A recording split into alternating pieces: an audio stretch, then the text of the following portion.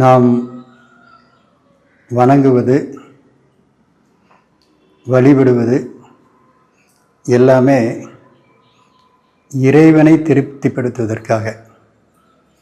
நமக்கு என்ன வேண்டும் என்பது இறைவனுக்கு தெரியும். ஏனென்றால் நம்மை படைத்தவரே அவர்தான். அவருக்கு என்னென்ன எல்லாம் தேவையோ அதையெல்லாம் நாம் சரியாக கொடுக்கும் பொழுது நமது உடம்பில் ஒரு மின்காந்த அலைகள் உருவாகும். ஒரு விசைக்கு சமமான எதிர்விசை உண்டு. நாம் இன்னொருவருக்கு கொடுக்கும் பொழுது அது ஆறாய் கடலாய் பெருகி நம்மையே சாரும். சாமிங்கிறது கல்லில் தான் செய்கிறோம். ஆனால் அந்த கல் எந்த கல் என்பது முக்கியம். சாமி செய்யக்கூடிய கல் இந்த பிரபஞ்சத்தை தன்வசம் ஈர்க்கக்கூடிய தன்மை கொண்டது. எல்லா இடங்களிலும் அதிகமாக சிலை செய்யப்படும் கல் கருங்கல் தான். இந்த கருங்கல்லுக்குத்தான் பஞ்சாஸ்திர சக்தியை, இந்த பிரபஞ்ச சக்தியை உள்வாங்கக்கூடிய திறன் அதிகமாக இருக்கிறது. அதை நாம் புரிந்து கொண்டு அந்த பிரபஞ்ச சக்தியை அந்த சிலை தன்வசம் ஈர்ப்பதற்காக என்னென்னவெல்லாம் செய்ய வேண்டுமோ அதை செய்வதுதான் இறைவனுக்கு தீபாராதனை காட்டுவது, இறைவனுக்கு அபிஷேக ஆராதனை செய்வது.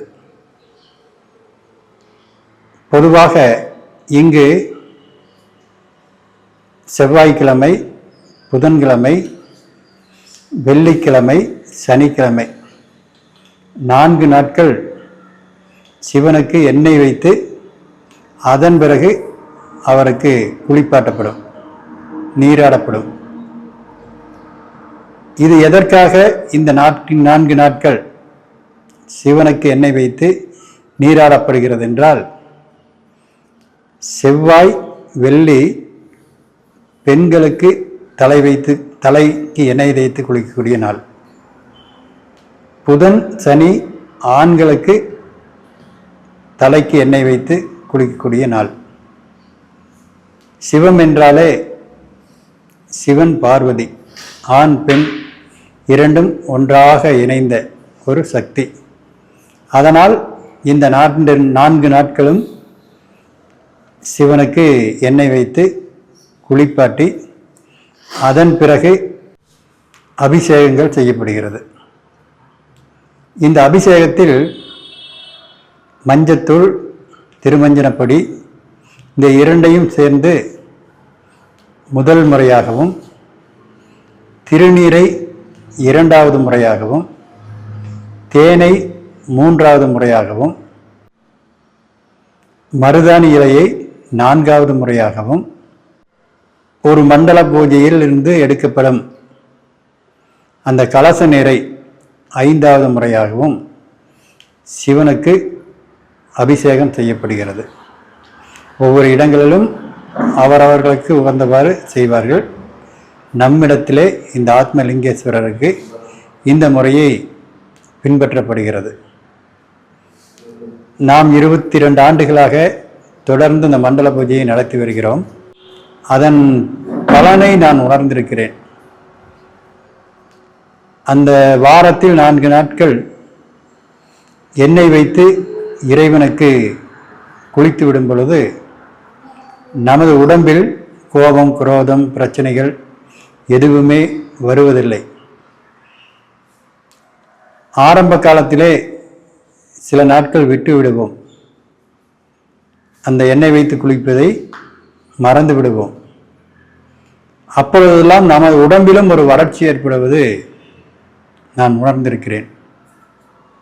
அந்த காலகட்டங்களிலே நம் மனதிற்கு எதிர்மறையான விஷயங்கள் வருவதையும் நான் உணர்ந்திருக்கிறேன். இதையெல்லாம் உணர்ந்த பிறகு இறைவனுக்கு முறைப்படி செய்ய வேண்டியதை செய்யும் பொழுது ஒரு அபரிவிதமான சக்தி அந்த இறைவனுக்குள் வருகிறது. அந்த சக்தியை நாம் தீபாராதனை மூலம் எடுத்து இங்கு வருகின்றவர்களுக்கெல்லாம் கொடுக்கும் பொழுது அது மிகச்சிறந்த சக்தியாக மாறுகிறது. ஆக இந்த பிரபஞ்சம் நம்மை சுற்றி இருக்கிறது.